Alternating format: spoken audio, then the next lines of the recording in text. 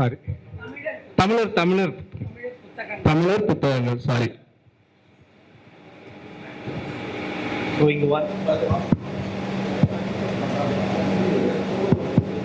Hello,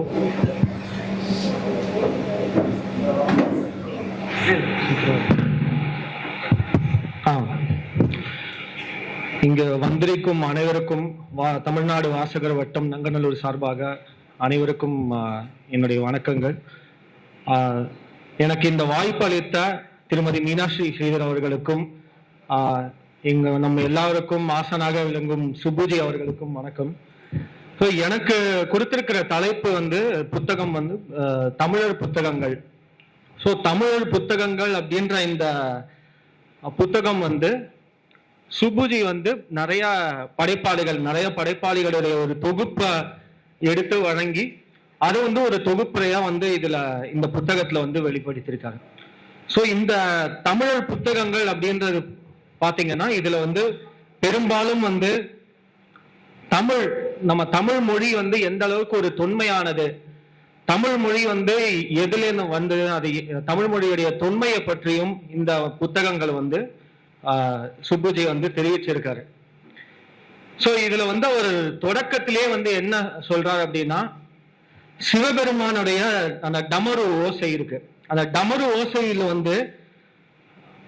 இடது பக்கம், அதாவது இடது பக்க ஓசையில் இருந்து சமஸ்கிருத இலக்கியமும் வலது பக்கம் தமிழ் இலக்கியமும் ரெண்டும் உருவாக்குறதாக நம்ம பாக்குறோம் நம்ம ஆக்சுவலி.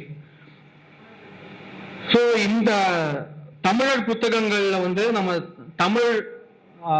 தமிழுடைய வரலாறா இருக்கட்டும், நம்ம தமிழ்ல இப்ப மறக்கப்பட்ட வரலாற்றுகளா இருக்கட்டும், இதை பற்றி நிறைய தொகுப்புல ஒரு ஆசிரியர்கள் சொல்லியிருக்காரு. அதுல இருந்து எனக்கு செலக்டிவா ஒரு சில ஆசிரியர்கள் குறிப்பிட்டதை நான் சொல்லிட்டு என்னுடைய பெர்ஸ்பெக்டிவ் நான் இங்க பதிவு பண்ணணும் அப்படின்றது ஆசைப்படுறேன். சோ முதலில் ஏமாற்றப்பட்ட தமிழர்கள். சோ ஏமாற்றப்பட்ட தமிழர்கள் அப்படின்ற அந்த தலைப்பு ஸ்ரீ சக்தி பிரியன் அவர்கள் அதை பத்தி சொல்லியிருக்காரு. சோ இதுல பார்த்தோம்னா நம்ம தமிழ்நாட்டை பொறுத்த வரைக்கும் 50 ஆண்டுகளுக்கு மேல் இப்ப தமிழ்நாட்டை ஆட்சி செஞ்சிருக்கும் இந்த திராவிட கழகங்கள் பாத்தீங்க அப்படின்னா அவங்க பரிணாம வளர்ச்சி அடைஞ்சிருக்காங்க அப்படின்றதுதான் ஒரு விஷயம். ஆனா இந்த தமிழ்நாட்டு இந்த திராவிட கழகங்களும் சரி, இந்த 50 ஆண்டு வருஷமாக ரெண்டு பேரும் மாத்தி மாத்தி ஆட்சி செஞ்சிருக்காங்க. இவங்க தமிழ் மொழியை ஒரு காட்டுமிராண்டி மொழியும், தமிழர்கள் ஒரு காட்டுமிராண்டிகள் அப்படின்றதுதான் சொல்லி பரப்பியிருக்காங்க. சோ இதுதான் நம்ம நீதி கட்சி அஸ்வத்தாமன்ஜி அவர்கள் சொன்ன மாதிரியே நீதி கட்சி தோன்றிய காலத்திலிருந்தும் சரி, இப்ப இருக்கிறவங்க அவங்களுடைய கொள்கை என்ன அப்படின்னா இனவாதம், அதாவது அந்த இன வேற்றுமை, ஜாதி தேசம், இதை பத்தி தான் திரும்ப திரும்ப ஆசிரியர்கள் இதுல மேற்கோள் காட்டியிருக்காரு. சோ திராவிடம் அப்படின்றது பாத்தீங்கன்னா நம்ம அவங்களுடைய ஒரே ஒரு விஷயம் என்னன்னா, தெய்வம் என்பது போய் நம்மளை எப்படி பிரிவினைப்படுத்தணும், இதை பத்தியே தான் மறுபடியும் அவங்க புகுத்திருக்காங்க. திராவிட நாடு கொள்கை அப்படின்றது என்ன சொல்றாரு அப்படின்னா, திராவிட நாடு கொள்கை அப்படின்றது திராவிடம் அப்படின்னாலே நம்ம தமிழ்நாடு, கேரளம், அதுக்கப்புறம் நீங்க ஆந்திரா, தமிழ்நாடு, கேரளம், ஆந்திரா, கர்நாடகா, இதெல்லாம் திராவிடம் அப்படின்றது சொல்றாங்க. ஆனா இந்த மற்ற மாநிலங்கள்ல நீங்க பாத்தீங்க அப்படின்னா, நம்ம தமிழ்நாடை தாண்டி நம்ம மற்ற மாநிலங்கள்லாம் அவங்களுக்கும் அவங்களுடைய தாய்மொழியில பற்று இல்லையா அப்படின்னு கேட்கலாம். எல்லாரும் இவங்க எல்லாம் இந்தி திணிப்பு அப்படின்றது இங்க பெரும்பாலும் இந்த திராவிட கழகங்கள் இந்தி திணிப்புன்னு சொல்றாங்க. சரி, இந்தி திணிப்பு அப்படின்றதுதான் இவங்க சொல்றாங்களே, அப்ப தமிழை வளர்த்தாங்களா அப்படின்னு நம்ம கேட்கலாம். ஆனா இவங்க தமிழை வளர்க்கவில்லை என்றுதான் நிதர்சனமான ஒரு உண்மை. இப்ப உதாரணத்திற்கு இந்தி ஒரு பொதுமொழியா அறிவிக்கப்பட்ட காலங்கள்ல மற்ற மாநிலங்கள் கேரளாவா இருக்கட்டும், கர்நாடகா, ஆந்திரா, இவங்க எல்லாரும் இந்தி மொழியை ஏத்துக்கிட்டு அவங்களுடைய தாய்மொழியும் கத்துக்கிட்டாங்க. மற்ற மாநிலங்கள்ல எந்த அளவு ஹிந்தி வந்து அவங்களும் பேசுறாங்க அப்படின்றத நம்மளும் வந்து புரிஞ்சிக்க முடியும், அவங்க படிக்கிறதையும் புரிஞ்சிக்க முடியும். ஆனால் இங்க தமிழ்நாட்டுல வந்து நாங்க வந்து இந்தியை எதிர்க்கிறோம், ஹிந்தி வந்து திணிப்பு எங்களுக்கு வேணாம் அப்படின்னு வந்து சொல்லிட்டாங்க. சரி, ஓகே, நீங்க தமிழை வளர்த்தீங்களா? தமிழை வளர்க்காம ஆங்கிலேயரான ஆங்கிலத்தை வந்து வளர்த்து அதை மேம்படுத்தி தமிழை ஒண்ணு அழிச்சிட்டு இருக்காங்க அப்படின்றதுதான் ஒரு உண்மையான ஒரு விஷயம். சோ இத பத்தி வந்து ஒரு அழகான ஒரு ஆசிரியர் வந்து இத பத்தி வந்து கூறுகிறார். இதுல மென்மேலும் வந்து உங்களுக்கு டீட்டெயில்டா பார்க்கணும் அப்படின்னு பாத்தீங்கன்னா கண்டுகொள்வோம் கழகங்களை அப்படின்றது தியாகி ஜெபமணி அவர்களின் புத்தகத்தை வந்து மேற்கோள் காட்டி இதுல வந்து சொல்லியிருக்கிறார். சோ அடுத்து வந்து தமிழ் சினிமா சில புத்தக சிபாரிசுகள் அப்படின்றது நம்ம சுப்பு ஐயா வந்து எழுதியிருக்காரு அதுல. சோ இந்த திரைப்பட இயக்குனர் அவர்களும் வந்து பேசியிருந்தாரு. சோ இப்ப தமிழ் மொழி வந்து தமிழ் சினிமா வந்து எந்த அளவுக்கு ஒரு கான்ட்ரிபியூஷன் வந்து கொடுத்துச்சு அந்த காலத்துல, தமிழ் மொழிக்கா இருக்கட்டும், அந்த வசனங்களா இருக்கட்டும், பாடல்கள், நிறைய கவிதையா இருக்கட்டும், தமிழ் மொழிக்கு நல்ல ஒரு பங்கு கொடுத்தது. ஆனா இப்ப இருக்கிற சினிமாக்கள் வந்து அதை வந்து கொடுக்குதா அப்படின்றது ஒரு கேள்விக்குறி நம்ம. சோ சுபுதி வந்து இங்க அதை பத்தி வந்து ஹைலைட் பண்ணி சொல்லியிருக்காரு. தமிழ் சினிமா வந்து அந்த காலத்துல தமிழ் மொழி வந்து பெரும்பாலான வசனங்களா இருக்கட்டும், பாட்டா இருக்கட்டும், இதுல வர ஒரு புத்தகங்கள், அதாவது 80 ஆண்டு கால தமிழ் சினிமா அப்படின்னு சொல்லிட்டு 1931 இருந்து 2011 வரைக்கும் தமிழ் சினிமா வந்து எந்த அளவுக்கு ஒரு வளர்ச்சி பெற்றுச்சு, அதுல ஒருத்தர் பங்களிச்சது, அதை பத்தின புக்கை வந்து மேற்கோள் காட்டி சுப்பு ஐயா வந்து சொல்லியிருக்காரு. சோ இதனால வந்து என்னுடைய ஒரு பெர்ஸ்பெக்டிவா நான் இங்க என்ன சொல்லணும் அப்படின்னு ஆசைப்படுறேன்னா, நம்ம திரைப்பட இயக்குனர் அழகா ஒரு விஷயம் சொல்லியிருந்தாரு. சினிமா அப்படின்றது எப்போதுமே வந்து மக்களுக்கு வந்து விரைவாக வந்து ஒரு மெசேஜ் வந்து கன்வே பண்ணலாம் சினிமா அப்படின்றது. சோ இப்ப வர சினிமாக்களோ இல்ல இப்ப வர ஒரு வசனங்களோ நீங்க பாட்டுகளா இருக்கட்டும், எல்லாமே வந்து தமிழை வந்து கொலை பண்ற மாதிரி வர வார்த்தைகள், கொலை பண்ற மாதிரி வர வசனங்களா தான் இருக்கு. சோ இதுல வந்து நம்ம மேலும் இப்ப யங்ஸ்டர்ஸ் வந்து இன்வால்வ் பண்ணணும். யங்ஸ்டர்ஸ்க்கு வந்து இன்னும் வரும் தலைமுறைகள் அத்தனை பேருக்கும் வந்து தமிழ் மொழியை வந்து நம்ம வந்து பிரபலப்படுத்தணும் அப்படின்னா குறும்படங்கள், அதாவது ஷார்ட் பிலிம் அப்படின்னு சார் சொன்னாரு. நிறைய ஷார்ட் பிலிம் வந்து இந்த மாதிரி அவேர்னஸ் ஆன ஒரு தமிழ் மொழியை பத்தியும் சரி, இந்த மாதிரி விஷயங்களை வந்து நம்ம அவேர்னஸ் கொண்டு போகணும் மக்களிடம். சோசியல் மீடியான்றது நமக்கு வந்து ஈஸியான ஒரு விஷயமா இருக்கு, இப்ப ஈஸியா கன்வே பண்றது. அதே மாதிரியே நல்ல நல்ல சப்ஜெக்டை நம்ம எடுத்துட்டு போய் கொடுத்தாருனாதான் அதோட ரீச் வந்து இன்னும் அதிகமாகும்ன்றது என்னுடைய ஒரு பெர்ஸ்பெக்டிவா இங்க நான் சொல்றேன். அடுத்து வந்து சிறுவர் இலக்கியம் பற்றி விழியன் அவர்கள் எழுதியது வந்து எப்படின்னா, சிறுவர் இலக்கியம் அப்படின்றது நம்ம தாய்மார்கள் வந்து ஆறாரோன்னு நம்ம வந்து பாடி தூங்க வைப்பாங்க.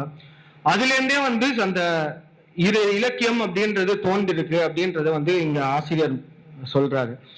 சோ நம்ம சிறுவர் இலக்கியத்தை பாத்தீங்கன்னா, நீங்க வந்து குழந்தை வந்து பேச தொடங்குறதுல இருந்து 7 வயது வரைக்கும் அதை வந்து குழந்தை இலக்கியம் அப்படின்றது சொல்றாங்க. 7 வயதுக்கு மேல இருக்கிறவங்க எல்லாம் வந்து சிறுவர் இலக்கியம் படிக்கலாம் அப்படின்றத பத்தி சொல்றோம். சோ இதுல வந்து சிறுவர் இலக்கியம் வந்து வெவ்வேறு வடிவங்கள், அதாவது ஒரு கதைகளா இருக்கட்டும், பாடல்களா இருக்கட்டும், கவிதை, கட்டுரை, இந்த மாதிரி வெவ்வேறு வடிவங்கள்ல வந்து சிறுவர் இலக்கியங்கள் வந்து இருக்கு. சோ இந்த சிறுவர் இலக்கியங்கள்ல பாத்தீங்கன்னா நம்ம விடுகதைகள் சொல்லுவோம். விடுகதைகள் வந்து விளையாட்டா வந்து ஒரு குழந்தைகளுக்கு வந்து ஈஸியா போய் ரீச் ஆகணும் அப்படின்றதுக்காக விடுகதைகள் அப்படின்றதை வந்து இன்ட்ரடியூஸ் பண்ணி, அதுவும் வந்து ஒரு பயமே இல்லாம ஒரு குழந்தைகள் வந்து விடுகதை ஈஸியா அவங்களுக்கு அண்டர்ஸ்டாண்டபிளா இருக்கட்டும் சொல்லி நம்ம பிராக்டிஸ் பண்ணிட்டு இருந்த இது இருக்கு. சோ இதெல்லாம் தாண்டி ஔவையாரின் ஒரு ஆத்திச்சுடி இருக்கட்டும், இந்த மாதிரி வெவ்வேறு விஷயங்கள் வந்து சிறுவர் இலக்கிய அந்த தொகுப்புல வந்து வெவ்வேறு விஷயத்துல வந்து சொல்றாங்க.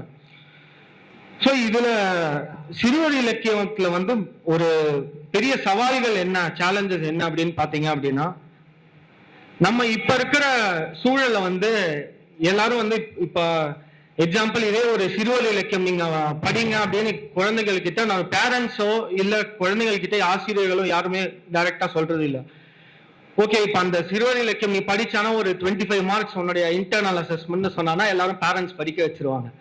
ஸோ இந்த இலக்கியங்கள் வந்து நம்ம எல்லாமே இப்ப சப்ஜெக்ட் ஓரியன்ட் மார்க்ஸ் ஓரியன்டா போயிட்டு இருக்கிற இந்த ஒரு காலத்தில், அதாவது ஒண்ணுமே நம்ம வந்து ஒரு தெனாலிராமன் கதையா இருக்கட்டும், பஞ்சதந்திரம் கதையா இருக்கட்டும், இதை வந்து சொல்லியே தான் நம்ம வந்து வளர்த்துட்டு வந்துட்டு இருக்கோம்.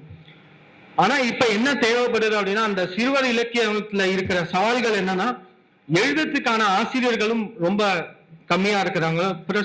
பொருளாதார சூழ்நிலை, அதாவது ஒரு பதிப்பாளர்களுக்கு வந்து அந்த முதலீடு போட்டு அந்த குறைவான செலவுல வர வேண்டிய அந்த புத்தகம் வந்து அதுவும் ஒரு சில சவால்கள் இருக்கிறதை வந்து ஆசிரியர் வந்து மேற்கோள் காட்டியிருக்கிறார். சோ இந்த சிறுவர் இலக்கியம் அப்படின்றதெல்லாம் தான் குழந்தைங்களுக்கு வந்து ஈஸியா போய் ரீச் ஆகணும், அவங்களும் வந்து தமிழை எளிமையா படிக்கணும் அப்படின்றதுக்காக தான் வந்து சிறுவர் இலக்கியம் வந்து சொல்லிட்டு இருக்காங்க. சோ அதை பத்தி வந்து ஆசிரியர் வந்து மேற்கோள் காட்டியிருக்காரு. முடிவில் தமிழகம் தத்தளித்துக் கொண்டிருக்கிறது அப்படின்னு PR ஹரன் அவர்கள் வந்து அதை பத்தி சொல்றாரு. ஸோ இதோட முடிச்சிடுறேன். ஸோ நம்ம எல்லாருக்குமே தெரியும், இப்ப இருக்கிற இந்த நம்ம திரும்பவும் வந்து நம்ம இந்த திராவிட கழகங்கள் வந்து எப்படி வந்திருக்காங்க, அந்த லைக் அதை பத்தி அஸ்வத்தாமன்ஜி அவர்கள் வந்து நல்லா மேற்கோள் காட்டினார். சுப்பு ஐயாவுடைய திராவிட மாயை புத்தகம் வந்து நாம் அனைவரும் படித்தே ஆக வேண்டும். அதை வந்து நான் ஒன்றும் படிக்கல, ஸோ நான் இனிமேல் நான் படிக்கணும் அப்படின்னு நான் வந்து அதை வந்து இங்க ஹைலைட் பண்ணணும்னு ஆசைப்படுறேன். ஸோ இந்த திராவிடம்னு இவங்க சொல்லிட்டு ஒரு முன்னேற்றமும் இல்லை, ஒரு மறுமலர்ச்சியும் இல்லை, ஒரு திராவிடம் எதுவுமே இல்லாம நம்ம தமிழ்நாட்டை வந்து இவ்வளவு 50 ஆண்டு காலமாக இவங்க வளர்த்து கொண்டிருக்கிறார்கள். ஆனால் உண்மையான விஷயம் என்னன்னா, இவங்க தமிழ் மொழிக்கு எதுவும் செய்யல, தமிழர்களுக்கும் எதுவும் பண்ணல. அதுதான் ஒரு நிதர்சனமான உண்மை. நாம என்ன பண்ணணும் அப்படின்னா, இதுல என்னுடைய ஒரு பெர்ஸ்பெக்டிவ்ல நான் சொல்றேன், நம்ம வந்து இப்ப இருக்கிற ஒரு ஜெனரேஷன்ல கொஞ்சம் தமிழ் வந்து எல்லாரும் படிக்க தெரிஞ்சாலும் இனி வர தலைமுறைகளுக்கு வந்து தமிழ் படிக்க தெரியாம போயிடுமோ அப்படின்ற அந்த ஒரு அச்சம் வந்து எப்போதுமே இருந்து கொண்டிருக்கிறது. எனக்கு தெரிஞ்ச நிறைய ஃப்ரெண்ட்ஸே இருக்கட்டும், அவங்க தமிழர்கள் தான், இங்கதான் பிறந்திருக்காங்க. ஆனா அவங்களுக்கு பாத்தீங்கன்னா தமிழ்ல வந்து பேச தெரியும், எழுதுறதுக்கு படிக்கிறதுக்கு தெரியாது.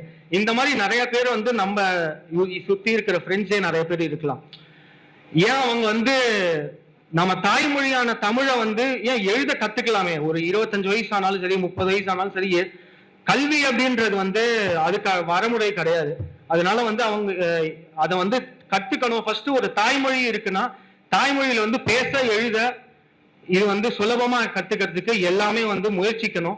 ஸோ இதை வந்து அடுத்த தலைமுறையினரும் நிறைய பண்ணணும். பிளஸ் புத்தகம் அப்படின்றது ஒரு மிகவும் ஒரு சிறந்த ஒரு விஷயம். புத்தகம் வந்து எல்லாரும் வந்து புத்தகம் படிக்கிறதுன்றது ஒரு அந்த ஹேபிட் வந்து வளர்த்துக்கணும். ஸோ இதுக்கு எனக்கு இந்த வாய்ப்பளித்த அனைவருக்கும் நன்றி. அதற்கும் தாண்டி புத்தகம் படிப்பது வந்து எந்த அளவுக்கு ஒரு இம்பார்ட்டன்ஸ் இருக்கு, அதை வந்து நான் நடுவுல ஒரு சில காலங்களாக வந்து புத்தகம் படிக்கிறது வந்து விட்டுட்டேன். இப்ப இதனால வந்து மறுபடியும் தொடங்கணும் அப்படின்னு ஆசைப்படுறேன்.